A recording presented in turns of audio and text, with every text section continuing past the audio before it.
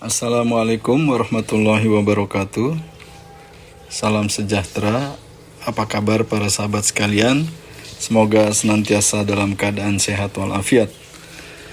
Senang sekali saya dapat berjumpa lagi dengan sahabat sekalian untuk melanjutkan kelas anti korupsi. Pada pembahasan kali ini, saya akan berbicara tentang bagaimana membangun budaya anti korupsi di rumah. Nah, para sahabat sekalian, kita tentu semua sedih melihat fenomena yang terjadi akhir-akhir ini. Di berbagai media massa kita menyaksikan banyak sekali peristiwa-peristiwa korupsi yang dilakukan secara bersama-sama melibatkan orang-orang yang ada di dalam keluarga tersebut. Suami istri atau ayah ibu bersama-sama melakukan korupsi.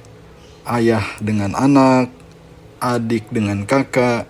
Nah, tentu ini satu fenomena yang sangat menyedihkan. Para sahabat sekalian, kini kita coba mengupas sedikit demi sedikit tentang bagaimana seharusnya keluarga berperan di dalam melakukan pencegahan korupsi. Perlu kita pahami bersama bahwa fungsi keluarga menjadi sangat penting sekali di dalam pencegahan korupsi. Kenapa? Karena keluarga adalah unit terkecil dari masyarakat yang diharapkan menjadi inti dari gerakan sosial pemberantasan korupsi di Indonesia. Keluarga juga merupakan pendukung kekuatan potensial generasi muda yang akan mengambil alih kepemimpinan negeri ini di masa yang akan datang. Keluarga juga dapat memengaruhi individu yang ada di dalamnya dan berperan signifikan untuk membangun budaya anti korupsi sehingga menjadi sandaran, harapan, tuntunan, dan keinginan dari sistem sosial yang lebih besar. Oleh karena itu, sudah saatnya pendidikan anti korupsi dimulai dari dalam keluarga. Mengapa? Karena ini merupakan gerakan nyata untuk menanamkan nilai-nilai kebaikan dan kejujuran kepada anak-anak sejak dini agar menyadari tanggung jawabnya sebagai hamba Tuhan Yang Maha Esa. Juga, gerakan anti korupsi harus dimulai sejak anak sudah bisa melakukan komunikasi secara lancar dengan orang tuanya.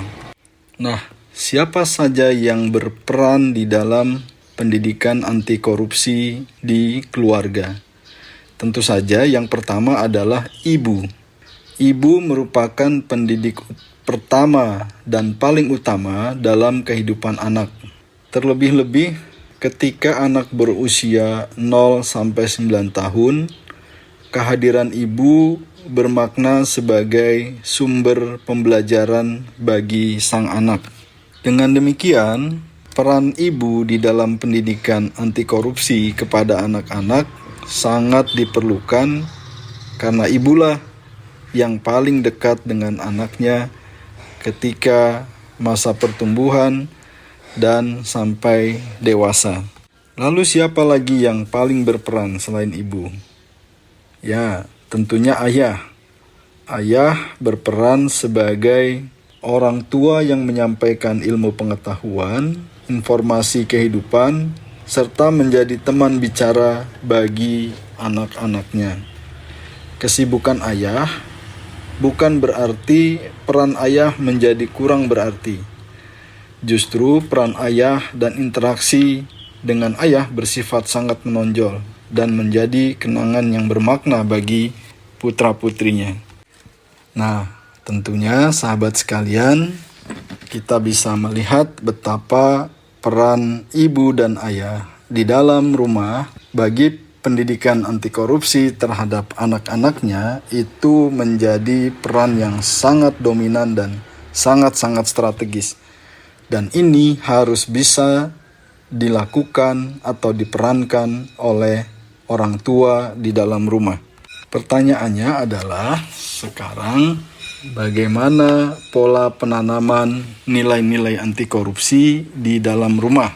Pertama, pola penanaman nilai kejujuran seharusnya lebih menekankan kepada pemberian hadiah dan sanksi kepada anak ketika dia melakukan satu perbuatan, bukan hanya sekedar melakukan komunikasi dialogis. Misal, ketika anak tidak jujur, kita harus mampu memberikan sanksi atau punishment kepada anak kita. Tetapi, ketika dia berbuat baik, melakukan perbuatan kejujuran, maka sebagai orang tua kita harus memberikan hadiah atau apresiasi. Dan ingat sahabat sekalian, kadang-kadang orang berbuat buruk karena ketika dia berbuat baik, lingkungannya tidak memberikan penghargaan apapun kepada dia. Penanaman nilai yang kedua yaitu dengan cara membangun karakter kejujuran dengan berdasarkan kepada pemaknaan sang anak, bukan sekedar paksaan dan kepatuhan yang bersifat semu, sehingga anak menjadi tumbuh kesadaran tentang pentingnya mereka berbuat jujur. Ketiga, penanaman nilai anti korupsi membutuhkan kreativitas yang lebih untuk diimplementasikan dalam dialog yang mudah difahami oleh seluruh anggota keluarga. Nah, terakhir ini yang paling penting, nilai kejujuran itu membutuhkan role model yang konsisten dan konkret. Lebih efektif jika dilakukan langsung oleh kedua orang tua dan tentu didukung oleh role model lainnya di sekeliling anak-anak kita, sehingga anak dapat melihat langsung bagaimana implementasi dan contoh dari nilai kejujuran. Sahabat sekalian, berikut adalah contoh dari nilai-nilai anti korupsi yang bisa kita latihkan atau kita bisa terapkan di rumah kepada putra-putri kita. Misalnya yang pertama, melaporkan dan mengembalikan uang sisa belanja. Yang kedua, tidak mengambil uang atau barang tanpa seizin dari pemiliknya.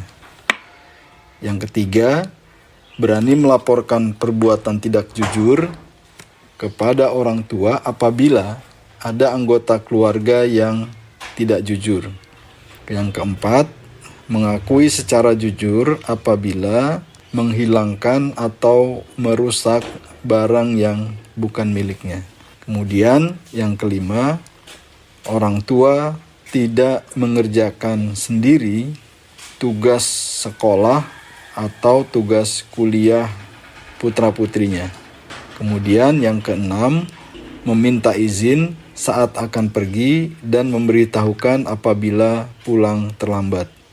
Dan yang ketujuh, terakhir, contoh dari saya adalah hidup sesuai dengan kemampuan orang tua dan tidak menuntut untuk berlebihan, melebihi kemampuan dari orang tua. Nah, para sahabat sekalian, tentu masih banyak contoh nilai-nilai anti korupsi yang bisa diterapkan di rumah kita masing-masing.